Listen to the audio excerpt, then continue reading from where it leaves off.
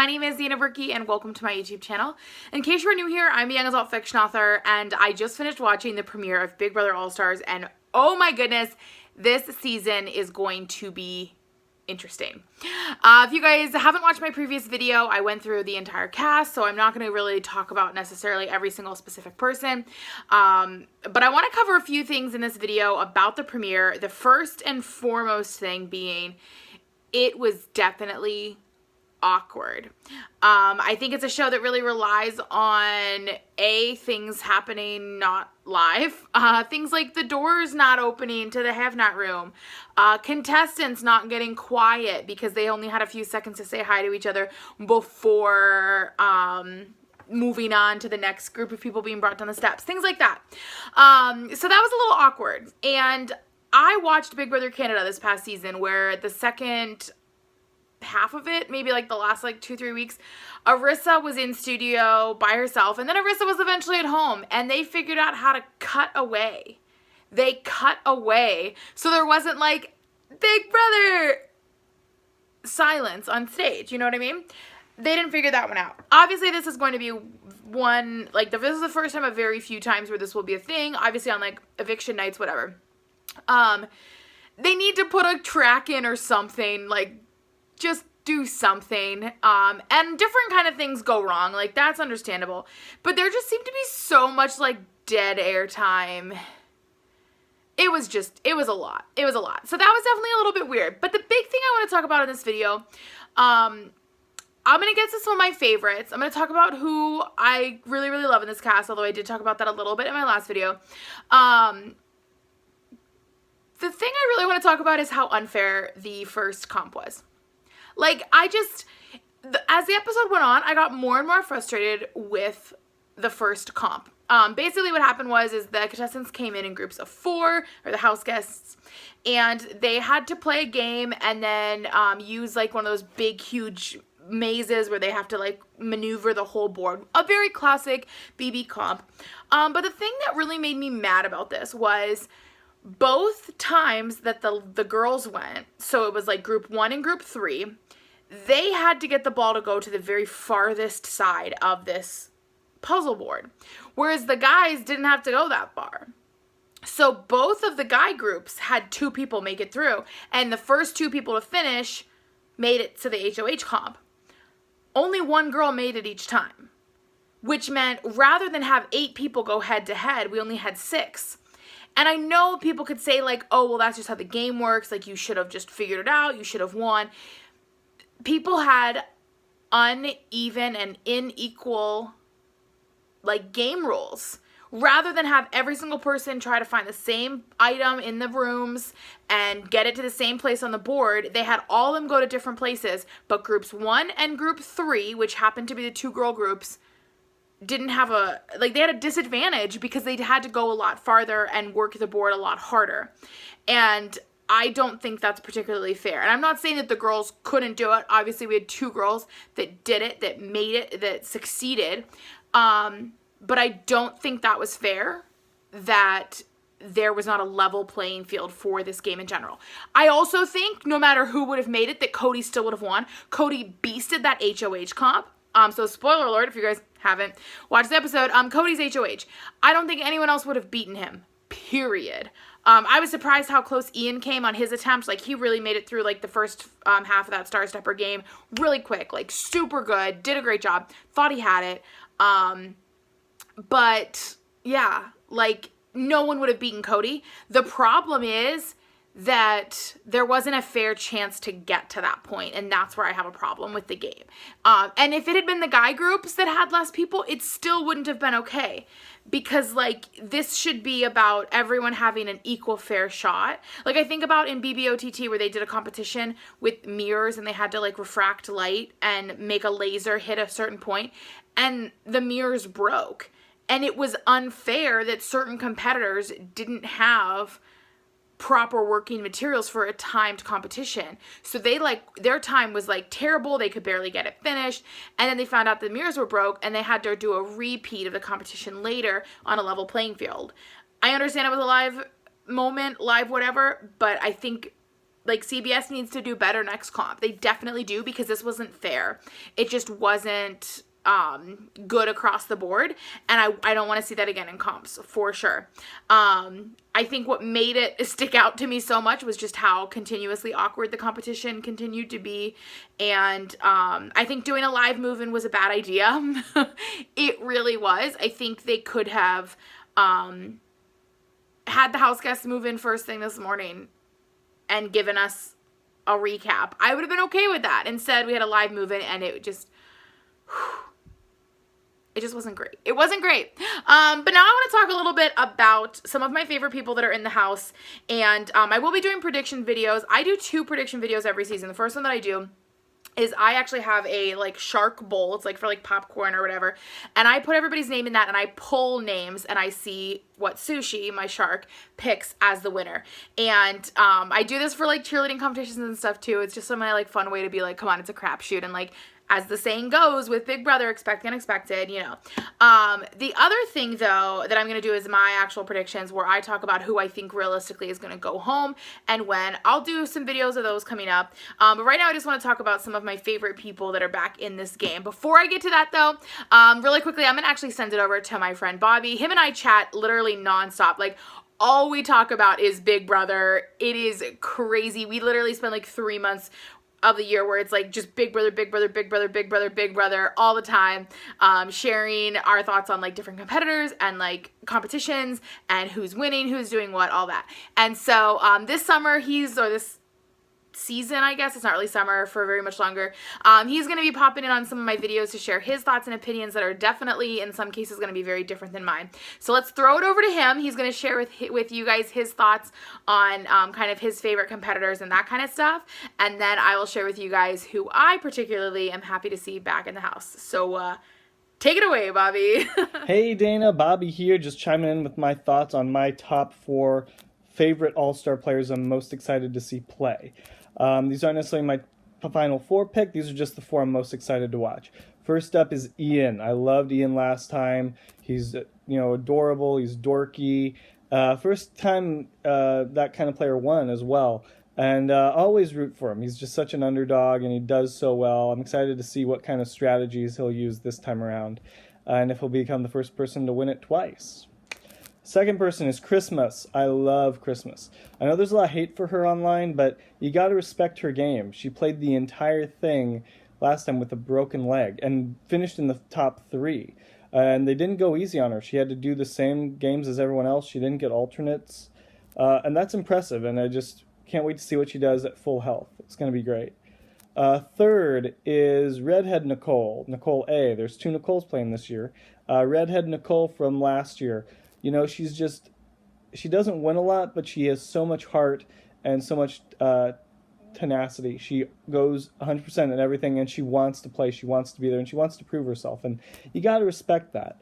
I think her biggest mistake last year, honestly, was thinking that Mickey and Holly would take her to the final 2 over each other. That was her biggest flaw. I still don't get that strategy because, honestly, why would they? They'd take each other. And I don't really know why she thought she could beat Mickey at that final HOH. As we saw, Mickey dominated that final HOH, handily won. I think she would have been much better sticking with her season-long alliance of Tommy and Cliff, but for whatever reason, I guess she thought she didn't need them. So we'll see how well she does this time around. I think that's a good chance to rectify that mistake. And my final pick, honestly, is someone who a lot of people may not be expecting, is David from last year. I've never been a fan of the eviction on the first night twist. I think it's unfair to the players. They need a chance to play on their own. And he, of course, was victim of that. But he had a really cool strategy last year that he mentioned that I really wanted to see him initiate. And he's pretty smart, actually. I think he's smarter than people give him credit for. And, he actually, I think, is in the best position to win right now because no one really knows him. Even though he's a former house guest, no one really got to see him play. So I don't think most of the house guests know what to make of him. So that'll be interesting as well. Anyway, hope you're doing well. Can't wait for more Big Brother. Bye. Well, there you have it, Bobby's thoughts on the game.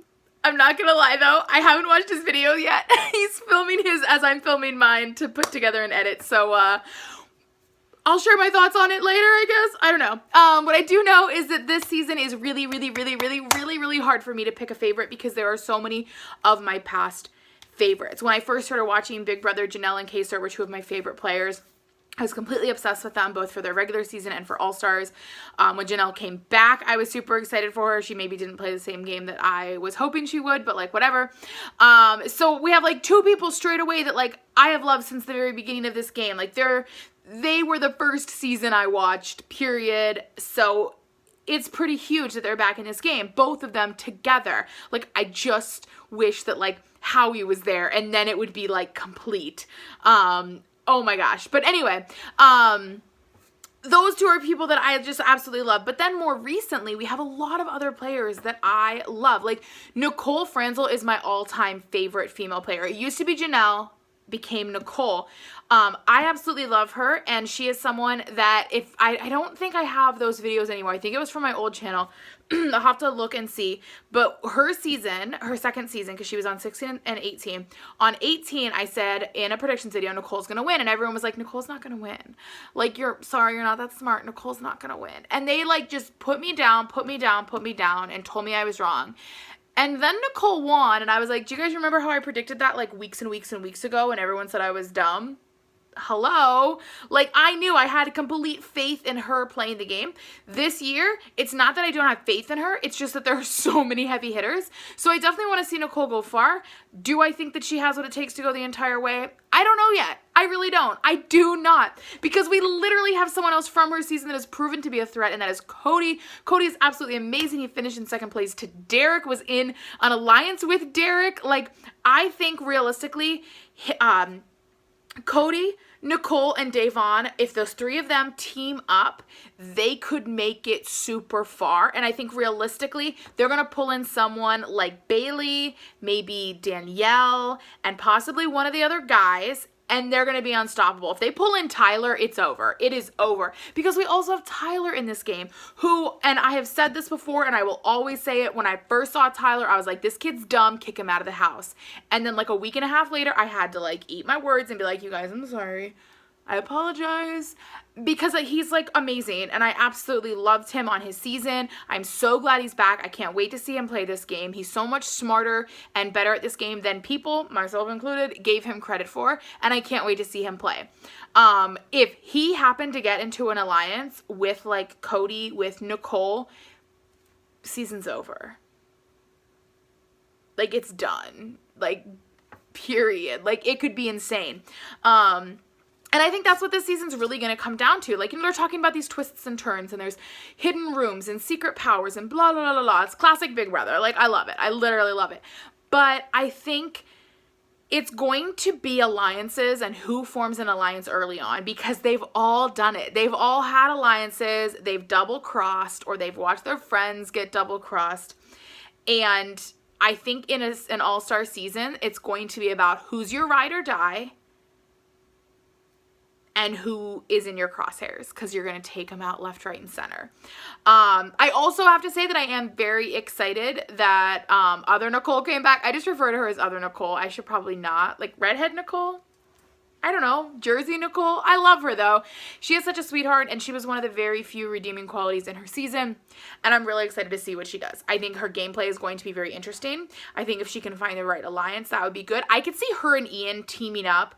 If they both, like, if Ian didn't have a girlfriend at home, like, I could see the two of them, like, dating, because they seem, like, similar but very, very different at the same time. And I think Nicole really got pushed to her limits on her season and started becoming a real fighter at the second half of it. And I think she's going to start her season that way. She did seem a little starstruck in the opening episode, but I think that's going to change. I think she's going to come in full force, and it's going to be great to see. But yeah, those are kind of like my favorite people. Obviously, there are other people that are amazing in the game. Like Kevin, I really don't remember his, sorry, my cat jumped and my tripod started shaking. Thanks, friend. I didn't really remember Kevin very much until I went back, or until like they showed the clips and I was like, oh yeah, no, I kind of remember. And then same with like Memphis, I legit like don't really remember Memphis. And that's probably bad. And same with Keisha. I say as if I don't have my list of who's in the cast in front of me. But basically they were in the season with Dan, and I watched it after the fact knowing Dan already won, so I paid very little attention to a lot of different people and alliances because I wasn't watching it fresh. I was watching it knowing who the winner was. It was weird. But yeah, all in all, I think this is going to be a really interesting season. I think CBS is going to try to do a lot of things to spice it up, but in so many ways, I would honestly love to just see everyone play an honest game, or like a straightforward game. Like, it shouldn't be about these like safety suites and these special competitions. It should be about gameplay, because I think what this game really comes down to is like what Cody said, that when him and Derek played the game, Cody was playing checkers and Derek was playing chess, and that's why Derek won. And this is a game of chess, like straight up. That's why they have the chessboard in the house every single season, because Big Brother is not just about what move are you making this week. It's what move are you making this week that's going to affect 6 weeks from now, and 2 weeks from now for somebody else, and next week for another person as well. Like, it's huge and it's amazing, and that's why I love this game so much. So, yeah, I'm excited for this season. I really hope that CBS can figure out how to like pump in a laugh track. It's not that hard. And do something to make things a little bit less awkward, especially on eviction nights. I think they might have realized their error in their way in trying to make this a live premiere, but they did it. I haven't fully thrown out the idea that there won't be more house guests arriving, that there might be like 4 weeks in somebody comes back, or a win your way back in. I don't really know. I think we could definitely see that this season. I would like to see something like that this season for sure, especially depending on who goes home. As far as who do I think Cody's gonna put up on the block, I honestly have no idea. I think he could definitely target some of the older contestants. I think he could be smart about it and target some of the newer contestants. It's going to come down to who he picks as an alliance. So I, for one, cannot wait to start tuning into some of the live feed clips and things that go up on YouTube, because I waste my whole life when I get live feeds, so I actually don't do them. Sorry. Anyway, this video is definitely getting super, super long, so I'm going to go ahead and wrap it up with just one last comment, and that is, we get to watch Big Brother right now. So as much as I might complain about this, that, or whatever, as much as I'm a little bummed that it was awkward and the first HOH comp was a little bit skewed, we get Big Brother right now, and that is amazing. It's like a little kernel of normality in the midst of a global pandemic, and I, for one, am so excited for it. So if you guys enjoyed this video, be sure to give it a thumbs up. Comment below your thoughts, your feelings. Join the conversation. Even if you completely disagree with me, say it in the comments. Help me see your side of things. I love making videos about Big Brother so we can have those conversations, so feel free to comment. Like, share your thoughts, everything like that. I just ask that you remain civil, both to what I have to say versus what you have to say, and then also what other people might be posting and things like that, and also, commenting civilly about the contestants in the house. And then finally, make sure you're subscribed to my channel. And if you don't want to turn notifications on so you find out when I post cheerleading content, totally fine. But at least make sure you're subscribed to that playlist that's also going to be linked in the description. It will have all of my Big Brother content in it all summer, so stay tuned for lots more. I'm actually going to be uploading, hopefully, every single Thursday and Sunday going forward this season, so stay tuned for lots more Big Brother content. All in all, I hope you guys have enjoyed this video, both my take on the first episode and also what Bobby had to share. Again, I still don't know what he said, but we're going to figure that out later. But thank you guys all so much for watching, and I will see you all soon.